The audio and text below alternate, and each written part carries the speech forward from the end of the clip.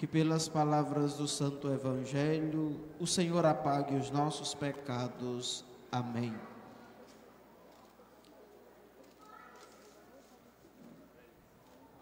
Caríssimos irmãos e irmãs em nosso Senhor Jesus Cristo, todos aqueles que nos acompanham pelas mídias sociais, rezam conosco e fazem unidade, meditamos esta liturgia sagrada deste dia 20, contemplando as leituras da 33ª semana do tempo comum. Na primeira leitura retirada do livro de Macabeus, nós já vamos começar a ver o finalzinho do Antigo Testamento. E é um tempo muito difícil, um período muito difícil, historicamente falando, porque no período do livro dos Macabeus, o Império Grego estava dominando. E a princípio, o Império Grego ele dominava e subjugava não somente economicamente, politicamente, mas também a perspectiva religiosa. Eles teriam que ter contato com deuses pagãos, ou seja, não bastava estar sob o jugo de um império, sob o mandato de um império, eles tinham que se render a toda uma cultura, inclusive a uma religião, a deuses estrangeiros. Imaginem, se um dia uma nação nos dominasse, nos levasse para outro lugar, e mesmo que não levasse, impusesse que nós deveríamos seguir outros deuses, o que é que faríamos? Onde estaria aí o dado da fidelidade a Deus? Onde estaria aí a realidade de fé própria de cada um de nós que fomos criados dentro de uma fé cristã? Permanecemos nela e da noite para o dia temos que mudar, por imposição. E o tempo do livro dos Macabeus, tanto o primeiro livro quanto o segundo, é um tempo de resistência do povo de Israel a esta dominação. E o povo se mostra forte, embora tenham perdido, eles se dobram porque era uma nação pequena, mas lutam dentro das menores e das maiores possibilidades, para não perder a fidelidade ao Deus único e verdadeiro, porque todo o Antigo Testamento prova isso. Quando o povo é fiel a Deus, alcança de Deus as suas graças, as benesses. Mas quando o povo é infiel a Deus e passa a adorar outros deuses, o povo cai na desgraça. Todo o Antigo Testamento nos prova isso. Quando abandonamos a Deus e procuramos outros deuses para as nossas vidas, caímos na desgraça. Isso vem nos mostrar o quê? A fidelidade a Deus custa caro? Custa. Mas é uma fidelidade que vai garantir a nós uma estabilidade de fé. Se as coisas estão boas ou não, se eu acredito e tenho fé em Deus, eu irei superar. Mas o povo de Israel muitas vezes não teve essa fidelidade. Cadê o Deus de Israel? Cadê o nosso Deus? Não vê que estamos passando por tempos difíceis? Onde é que Ele está? Por que Ele permite isso? Muitas vezes nós mesmos fazemos esse questionamento. Está acontecendo uma guerra, morrendo tantas pessoas. Aí uma das primeiríssimas coisas que fazemos é questionar a Deus. Por que Deus permite isso? Sendo que a fé é justamente ter a concepção de que ao menos um fio de cabelo não cai da nossa cabeça sem que Deus tenha permitido.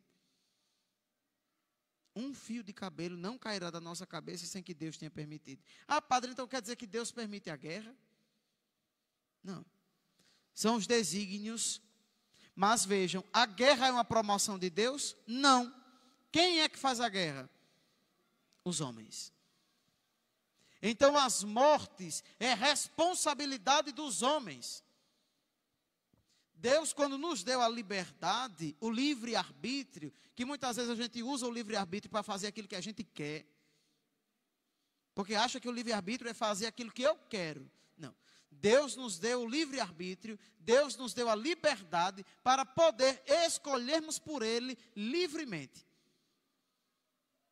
O livre-arbítrio é a liberdade que Deus nos dá para que possamos ter a possibilidade de escolher por Ele livremente. Porque Deus não vai cobrar, Deus não vai obrigar ninguém a segui-lo.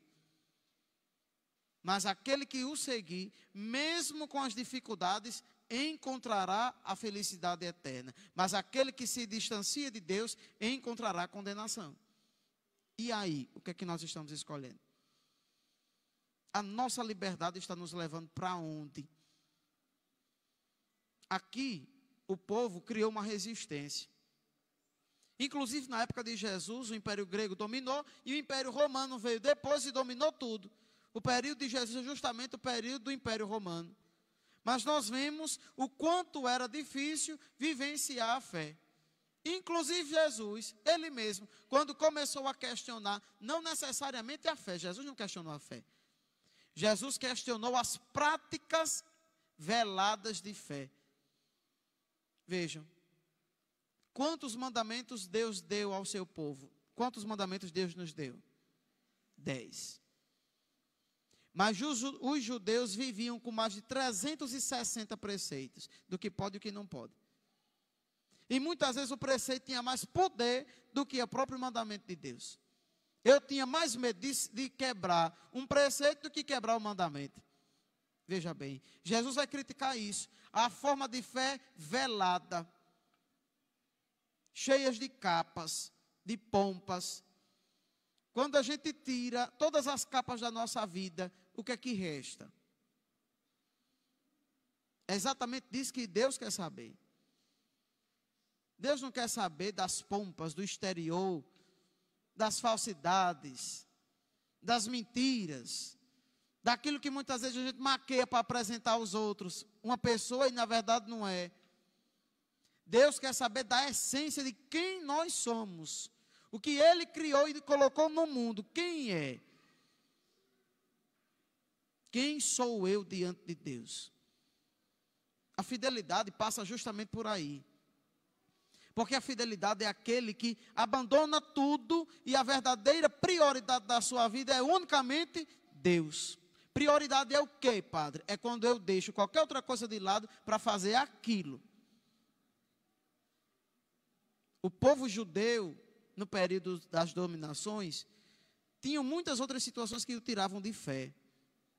O tiravam da própria fé. Várias propostas, imposições. Mas o povo não arredou o pé. Tantas vezes foi infiel? Foi. Mas voltou para Deus. Porque reconheceu que sem o verdadeiro Deus e o único Deus, não conseguiriam ser verdadeiramente um povo. Os cristãos só são a nação que é, cada um, cada lugar, cada igreja, cada diocese, cada comunidade espalhada no mundo todo, só é o que é se nós formos fiéis a Deus. No início da igreja, as pessoas começavam seu processo de conversão, não porque escutavam a palavra de Deus, de Jesus, não. Eles olhavam o testemunho dos cristãos. Vejam como eles se amam. Vejam como mesmo sendo perseguidos, eles ainda continuam ali e são felizes. O testemunho dos cristãos era o primeiríssimo processo de conversão. Aí pela curiosidade muitos iam. Aí quando escutavam a palavra de Jesus, que entendiam o porquê daquilo, é que eles se convertiam. E hoje, infelizmente, nós temos que lutar, pregar, para converter os batizados. Hoje em dia, as nossas pregações não é nem tanto para converter quem não acredita em Deus. As nossas pregações hoje, infelizmente, são para converter os batizados. Porque muitos são batizados, mas não são cristãos de verdade. Muitos estão nas fileiras da igreja, comungam, participam de missa, mas a sua vivência de fé é fraca, é vazia. Enquanto o povo os macabeus aqui, aliás, no povo de Israel, na época dos macabeus, que era uma comunidade, os macabeus era como se fosse uma comunidade pequena dentro do povo de Israel, que defendia uma linha de pensamento mais radical, inclusive. Eles não titubearam e não tiveram medo. Eu até comparo com os mártires da igreja, que no início de tudo, no início da nossa fé, morriam por causa do nome de Jesus. E morriam felizes. Vejam só que interessante. Existem uns relatos históricos romanos, não cristãos, romanos, que os cristãos, quando eram capturados e estavam nas celas, esperando serem jogados para as feras, ou esperando serem capturados para serem mortos nas ruas de Roma, eles cantavam louvores quando estavam presos, agradecidos a Deus. E hoje, muitas vezes, nós deixamos para procurar a Deus quando precisamos. No que a fé dos mártires, lá do início da igreja, uma fé forte, sedimentada, orgulhosa por serem seguidores de Jesus. O que é que essa fé é hoje? Depois de quase 2000 anos, no período que a igreja foi mais perseguida, foi o período que ela mais cresceu.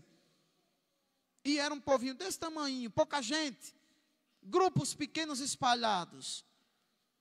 E hoje, muitas vezes os problemas sociais acontecem, mas os cristãos ficam olhando para a televisão, quando assistem, ai meu Deus, o aborto estava para ser votado, até a 12ª semana, e o que é que os cristãos fizeram? Nós tivemos bispos que foram lá no Senado, lá na Câmara, falar em nome dos cristãos. E muitos de nós nem sabíamos que estava acontecendo. Nós somos muitas vezes omissos diante da nossa fé.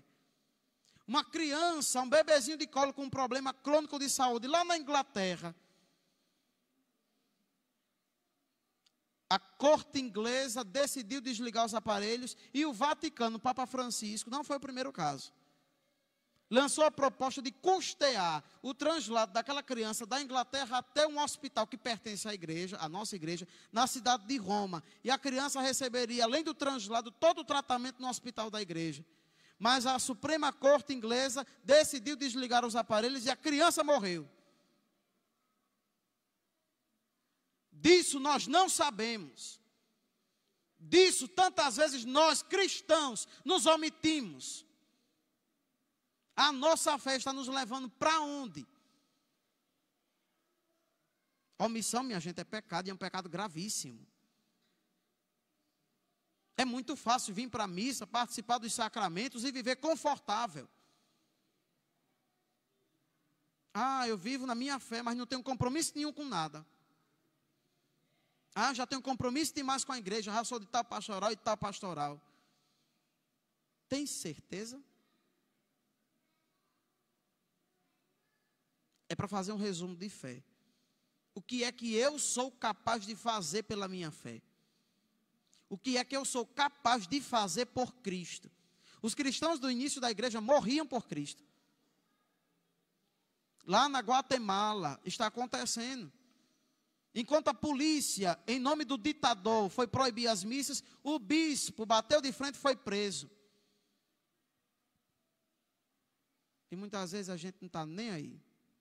Nem para rezar pelos cristãos que atualmente são perseguidos. E muitas vezes até mesmo somos nós mesmos que somos perseguidos, até dentro de casa, por viver a nossa fé. Quantos são perseguidos dentro de casa porque querem viver a sua fé? Quantas pessoas chegam muitas vezes para mim, na confissão, numa direção espiritual: padre, eu quase não vou à missa porque meu marido não deixa. Acontece mais do que a gente imagina. Quantas vezes, antigamente eram os pais que levavam os filhos para a igreja e serviam-nos de exemplo de fé. Hoje, tantas vezes eu vejo os filhos indo para a igreja e os pais ficando em casa. Isso acontece assim, ó, de muito. De muito. Por quê? Porque falta exemplo. Se eu não sou um testemunho dentro da minha casa, se eu não sou um testemunho na minha comunidade de fé, o que é que aqueles que estão entrando na igreja vão ter de exemplo? A nossa fé ela precisa ser muito madura no sentido de responsabilidade. Eu tenho que ter a minha fé como prioridade. Porque quando eu cair, o que é que vai me sustentar? Isso é tão forte que no Evangelho, o cego de Jericó escutou que Jesus estava passando. Ele só sabia Jesus de Nazaré. Ele só conhecia Jesus como Jesus de Nazaré porque ele ouviu falar. E quando Jesus passou perto dele, o que foi que ele gritou para Jesus? Jesus, filho de Davi, tem misericórdia de mim. Tem piedade de mim. E ele insistiu, até que Jesus escutou. Ninguém disse para ele que Jesus curava ninguém. Ninguém disse para ele que Jesus era da linhagem de Davi. Mas vejam a fé daquele homem em reconhecer na pessoa de Jesus aquilo que ele realmente precisava. Tem piedade de mim. A necessidade humana de precisar de Deus. Não é Deus que precisa de nós. Somos nós que precisamos dele. E ai de nós se não o procurássemos. E ele insiste em Jesus. E Jesus o escuta. Vai até ele. Quando chega a ele, pergunta: o que queres que eu faça por ti? Jesus sabia da necessidade daquele homem. Mas ele quer escutar. Ele quer ouvir. Por isso nós rezamos. A nossa oração é como esse cego, dizendo a ele o que é que nós precisamos. Senhor, eu quero enxergar de novo. Veja só. Ele pediu somente a cura da visão. Por quê? Porque qualquer doente na cultura de Israel daquele tempo, qualquer pessoa que tivesse uma deficiência psicológica ou física, era um excluído. Não podia nem entrar no templo. Literalmente excluído, deixado de lado pela sociedade. Porque toda deficiência era vista como uma maldição. Então era uma pessoa maldita. Não tinha a bênção de Deus. Tantas crianças nesta época, quando nasciam com deficiência, os pais abandonavam, deixavam morrer. Porque eram tidas como amaldiçoadas. E esse homem, por ser cego, era um excluído. Para o povo, um amaldiçoado. Mas Jesus chega para ele, depois que ele pediu, só quero voltar a enxergar. Porque muitas vezes isso não era nem o fato de enxergar, mas era de ser aceito. Era a realidade de ser aceito. Jesus não libertava somente das deficiências da carne, quando curava um aleijado, quando curava um cego, quando curava um leproso, um endemoniado. Jesus não somente curava o físico, mas Jesus libertava a pessoa até mesmo no sentido social, dele ser inserido novamente na realidade. Ter acesso, viver melhor. Aí Jesus olha para ele e diz: enxerga, pois, de novo, a tua fé te salvou. Jesus não somente curou, como Jesus salvou este homem. A tua fé. Então, o que moveu a cura do homem não foi somente a graça que sai de Jesus. O que levou este homem à sua cura, o primeiro passo foi o quê? A fé. Muitas vezes, o que nós precisamos para alcançar de Cristo, o que nós tanto pedimos é a fé. Porque às vezes a gente pede querendo receber de imediato. Jesus não é um curandeiro. E Jesus também não trabalha com certos tipos de trocas. Ah, se eu ganhar tal graça, eu faço isso. Não. A gente fica condicionando. A graça de Deus é o que eu posso devolver a Ele. Nada pode pagar a graça que Deus nos dá. Gratuitamente. Deus não cobra pela graça que Ele nos dá. Deus não cobra pela libertação e pela cura que Ele nos dá. Mas ao contrário, Ele cura e salva. Aí no mesmo instante o cego começou a ver de novo. E o primeiro passo foi o quê? A mesma fé que ele teve em ser curado, e foi curado e salvo. Em seguida, saiu glorificando a Deus. O primeiro passo daquele homem foi glorificar. Dar glórias. Render louvores a Deus. E o povo vendo aquilo, deu louvores a Deus também. Que nós possamos, meus irmãos, nos apoiar nesta sagrada liturgia. Viver a nossa fé com consciência, com maturidade. Defendê-la verdadeiramente, colocá-la acima de tudo, inclusive acima da nossa própria vida. Porque aquele que tem capacidade de dar a sua vida por Cristo, este sim, será como o evangelho de ontem, domingo. O Senhor poderá olhar para nós e dizer: vem participar da minha alegria. Que a nossa fé possa ser como a deste cego, de querer encontrar Jesus. Uma fé que nos leva ao encontro de Jesus. Não somente para pedir e receber, uma fé que nos leva para o encontro com Jesus. Esta foi a fé que motivou Maria. Desde a concepção de Jesus, durante toda a vida pública de Jesus, a sua morte, a fé de Maria permaneceu nela e fez com que ela permanecesse de pé. A mesma fé esteve em Maria quando ela contemplou seu filho ressuscitado. E a mesma fé que permaneceu nela durante toda a sua vida. Esta fé dos santos, a fé de Maria, de Nossa Senhora, seja a fé que nos liga a Jesus Cristo. Louvado seja nosso Senhor Jesus Cristo.